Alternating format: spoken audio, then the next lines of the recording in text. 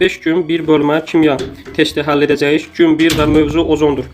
Belə ki, bizə verilmişdir 50 milli O2 ozonator cihazından keçirilmişdir. 20 milli O2 və plus da buradan nə X milli O3 olduğunu görürük. Ozonator cihazı nədir? Oksigen qazından alınır O3, ozon qazı və əmsalları düzəldirik. Əmsalları düzəltdik. Bu oldu bizim ozonator cihazından ozonun alınması. Və bizə görür ki, şərtdə 50 milli O2 götürülmüşdür. Lakin reaksiyadan sonra isə 20 milli ozonator cihazı prosesindən sonra 20 milli O2 görürük ki, qalıb burada. Deməli 50 milli biz O2 götürsək də, 50 milli O2-ni götürsək də, bunun 20 millisi nə olub? Reaksiyadan sonra görsənir. Deməli bu artıq qalan hissəsidir. Bəs nə qədər ozonator cihazında reaksiyaya daxil olub? 30 milli O2 bu prosesdə reaksiyaya girmişdir. Gəlin onda tənasüb quraq. Görək 30 milli O2 reaksiyaya girən zaman bəs bizdə onda X milli O3 nədir? Yəni X nədir və yaxud da O3 neçə milli əmələ gəlmişdir?